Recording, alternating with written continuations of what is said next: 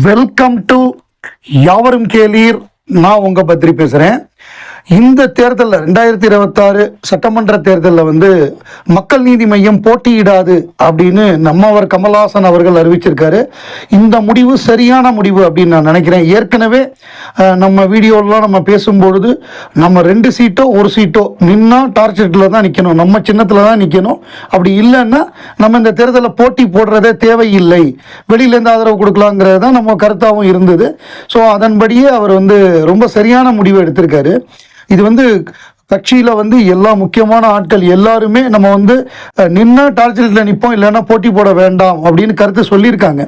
அந்த கருத்துக்கு மதிப்பளித்து சரியான முடிவு எடுத்திருக்காரு.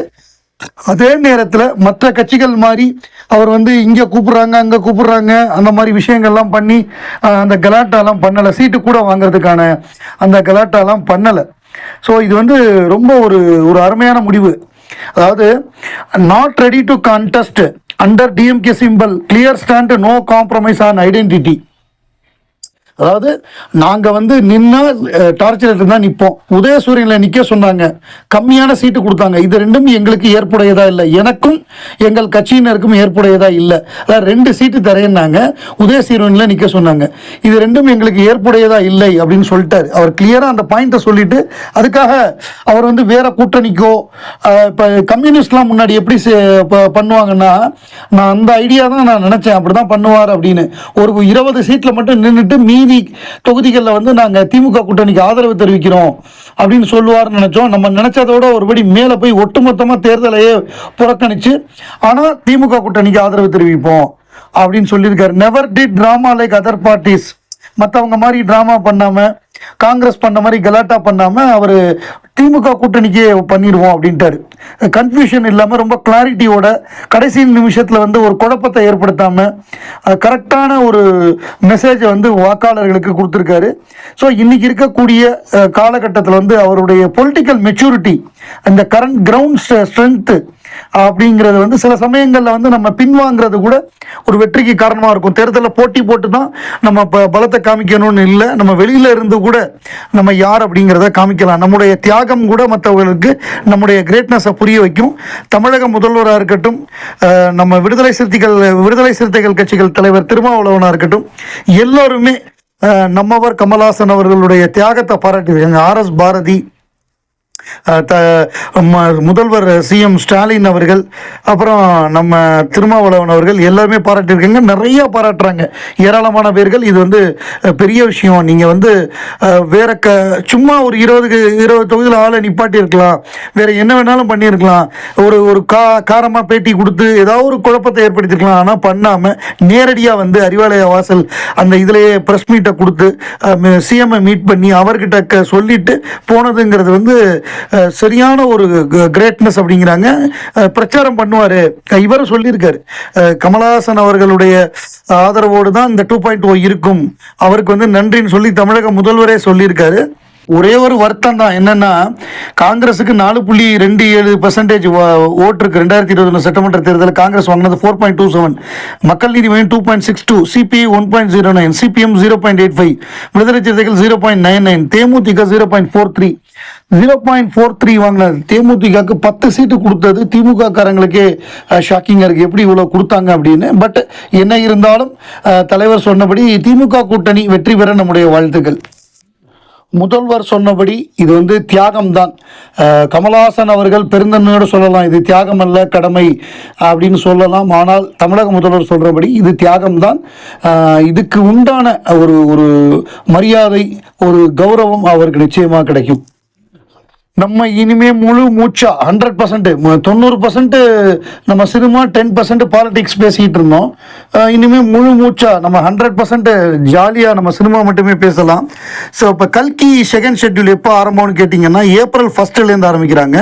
ஏப்ரல் 1 மிக முக்கியமான காட்சிகள்லாம் ஷூட் பண்ண போகிறாங்க. அது ஷார்ட் ஷெட்யூல் தான். அந்த ஷெட்யூல் முடிஞ்சதுக்கப்புறம் கடைசி ஷெட்யூல் எப்போ நடக்குதுன்னு கேட்டிங்கன்னா 25 நாள், மே மாதம் ஃபுல்லாக கல்கிக்கு தான் கொடுத்துருக்காரு. மே எண்டில் தான் நம்ம அன்பறிவு மாஸ்டர் படமே ஆரம்பிக்குது. ஸோ கல்கியை பொறுத்தவரைய இது ரொம்ப முக்கியமான ஷெட்யூல். 2 ஷெட்யூல் ஏப்ரல் 1 ஆரம்பித்து ஒரு 10 நாள் ஒரு ஷார்ட் ஷெட்யூல் நடக்குது. அது முடிந்த பிறகு இந்த கடைசியாக செகண்ட் ஷெட்யூலுங்கிறது வந்து அது பெரிய ஷெட்யூலு. 25 நாள் கால் ஷீட் கொடுத்துருக்காரு மே மாதம். ஸோ இது ரெண்டுமே நமக்கு மிக முக்கியம். அது முடிந்து தான் நமக்கு KH 237 நம்ம ஆரம்பிக்கிறோம். அதுக்கப்புறம் லேட்டர் அக்டோபர் அந்த அந்த பீரியடில் தான் வந்து கமல்ஹாசன் ரஜினிகாந்த் படத்துடைய அந்த ஷூட்டே நடக்க ஆரம்பிக்கும். ஸோ இதெல்லாம் நடக்குது. இதை தவிர வந்து நம்ம சேயோன் படத்தில் ஒரு மிக முக்கியமான ஒரு கேமியோ, அது வந்து படத்துக்கு வந்து வலு சேர்க்கிற மாதிரி இருக்கும். ஏன்னா நம்ம சொந்த படம், அந்த படத்துக்கு வலு சேர்க்கிற மாதிரி இருக்கும். இதை தவிர சூப்பர் ஸ்டார் ரஜினி அவர்கள் நடிக்கக்கூடிய ராஜ்கமல் படம், அந்த படத்துடைய படப்பிடிப்பும் ஏப்ரல் ஆரம்பிக்கும். அது வந்து மிகப்பெரிய ஒரு என்டர்டெய்னராக இருக்கும். அடுத்த பொங்கலுக்கு ரிலீஸ் ஆகுது, வரக்கூடிய 27 பொங்கலுக்கு வரப்போகிற ஒரு பெரிய கமர்ஷியல் படமாக இருக்கும். அது வந்து பெரிய வசூல் சாதனை புரியும் தான் நான் எதிர்பார்க்குறேன். இந்த சங்கராந்திக்கு வஸ்டணும்னு வெங்கடேஷ் நடித்து ஒரு 400 கோடிக்கு மேலே பண்ணி ஒரு கலக்குனுச்சு. அந்த மாதிரியாக இந்த ஒரு எல்லாருக்கும் ஃபேமிலி ஆடியன்ஸுக்கு பிடிக்கிற, ரஜினி ரசிகர்களுக்கு பிடிக்கிற ஒரு காமெடி, ஒரு சென்டிமெண்ட்டு, ஒரு நல்ல சாங்ஸு, ஃபைட்டுங்கிற மாதிரி ஒரு பேக்கேஜாக இருக்கும். பழைய ரஜினி படங்கள் எப்படி ஒரு என்டர்டெயின்மெண்ட் பேக்கேஜாக இருக்குமோ அதை திருப்பி கொண்டு வர்றாங்க. ஆக்ஷனை கம்மி பண்ணி ரொம்ப வயலன்ஸ்லாம் இல்லாமல் ஃபேமிலி ஆடியன்ஸ் பார்க்குற மாதிரியான ஒரு பேக்கேஜுக்கு ட்ரை பண்ணுறாங்க.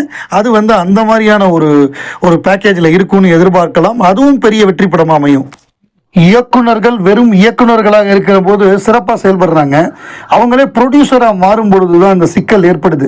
இந்த ஃபர்ஸ்ட் காப்பி பேசிஸ் அப்படிங்கிற பேரில் வந்து அவங்க வந்து என்ன பண்ணுறாங்கன்னா பணம் வாங்குறாங்க. பணம் வாங்கி படம் எடுக்க ஆரம்பிக்கிறாங்க. அதில் வந்து சிக்கலில் மாட்டிக்கிறாங்க. அதுக்கு மிக சிறந்த உதாரணம் கௌதம் மேனன். அவர் வந்து எல்ரட் ராஜ், நம்ம எல்ரட் குமார்கிட்ட வந்து 4.25 கோடி ரூபா அட்வான்ஸ் வாங்கியிருக்காரு ஒரு படம் எடுக்கிறதுக்கு. அது வந்து அவருக்கு சிக்கலை ஏற்படுத்தியிருக்கு. அது என்னன்னா, ப்ரொடக்ஷன் கம்பெனி என்ன சொல்கிறாங்கன்னா, பணம் வாங்கியிருக்காரு, படம் எடுக்கலை, கான்ட்ராக்டை மீறிட்டாரு. இதுதான் 4.25 கோடி படம் எடுக்கிறேன்னு அட்வான்ஸ் வாங்கினாரு. டைரக்டர் என்ன சொல்கிறாருன்னா, நான் பணத்தை வந்து ப்ரொடக்ஷனுக்கு தான் யூஸ் பண்ணேன், ஆர்டிஸ்ட்க்கு கொடுத்தேன், வேலையெல்லாம் ஆரம்பிச்சிட்டேன், இப்போ ப்ராஜெக்ட் வந்து பின்னாடி நடக்கும் அப்படின்னு அவர் சொல்கிறாரு. கோர்ட் என்ன சொல்கிறாங்கன்னா, no proper proof for production, யாருக்கும் பணம் கொடுத்ததுக்கான பில்லோ வவுச்சரோ இல்லை. No evidence for film actually ஸ்டார்டடுக்கான வேலை ஆரம்பித்ததுக்கான எந்த விதமான ஆதாரமும் இல்லை. Court saw it as a deliberate avoidance of கான்ட்ராக்டை வந்து நீங்கள் வந்து வேணும்னே மீறுறீங்கன்னு சொல்லிட்டாங்க. ஃபைனல் வெர்டிக்ட் என்ன தெரியுமா, கௌதம் மேனனோட அப்பீலை டிஸ்மிஸ் பண்ணிட்டாங்க. அவர் வந்து 4.25 கோடி ரூபா கொடுக்கணும், ப்ளஸ் 12% இன்ட்ரெஸ்ட், 12 லட்சத்தையும் சேர்த்து கட்டணும். So court held you cannot keep money without fulfilling the contract. So in law promise performance and is equal to liability தான் மெட்ராஸ் ஹைகோர்ட் வந்து இப்படி ஒரு தீர்ப்பை கொடுத்துருக்கு. ஸோ அந்த அக்ரிமெண்ட் என்னென்னா, production company hire a director to make a film, agreement signed in 2008, movie to be completed by 2009, total budget 13.5 crore, அட்வான்ஸாக 4.25 கோடி கொடுத்துருக்காங்க. Film should be completed within டெட்லைனுங்கிறது 1 இயர் தான். ஆனால் இவர் வந்து அந்த பணத்தை தூக்கி வேறு இதிலே போட்டார். ஆட்டை தூக்கி குட்டியில் போடுறது, குட்டியை தூக்கி ஆட்டில் போடுறது. இப்போ வேறு ஒரு படம் எடுத்து லாஸ்னா அந்த லாஸை ஈடுகட்டுறதுக்கு இதை தூக்கி போட்டுட்டு இதை எடுக்காமே இருக்கிறது. அப்புறம் வேறு ஒரு பிரச்சனை வரும்பொழுது இப்படி மாறி மாறி துருவ நட்சத்திரம்லாம் பிரச்சனையில் மாட்டிக்கிட்டு இருக்கிறது காரணம் அதுதான். எங்கெங்கேயோ பணத்தை வாங்கி எதோ செலவு பண்ணி மொத்தமாக மாட்டிக்கிட்டாங்க. ஒரு ஆர்டிஸ்டாக இருக்கிறவரே பிரச்சனை இல்லை, அவர் வந்து ப்ரொடியூசராக மாறும்பொழுது ரொம்ப கவனமாக இருக்கணும். அது எல்லாராலையும் சக்ஸஸ் பண்ண முடியாது. கௌதம் மேனன் அதில் வந்து ரொம்ப நிறைய இந்த மாதிரி தவறுகள் பண்ணிட்டார். இது முதல் தப்பு கிடையாது, ஏகப்பட்ட தப்பு பண்ணி அதனால் பண்ணக்கூடாத தவறுகள்லாம் பண்ணி மிகப்பெரிய கெட்ட பேரெல்லாம் வாங்கிட்டார். இவரால் இன்னும் சில இளைய இயக்குநர்கள்லாம் லைஃபே இழந்துட்டாங்க. அவங்க படங்கள்லாம் வெளியில் வர முடியாத அளவுக்கு இவர் அதையும் அந்த கடனை வாங்கிட்டார், அந்த படத்தையும் அடமானம் வச்சு. இப்போ அவங்களோட லைஃபும் போச்சு. அந்த மாதிரியாக ஒரு நல்ல மனுஷன் ஒரு சூழ்நிலை காரணமாக எவ்வளோ கெட்ட மனுஷனை மாறுறான் பாருங்க. அதனால டேரக்டராகவே இருக்கிறது நல்லது, ப்ரொடியூசராக மாறுறது ரிஸ்கான விஷயம்.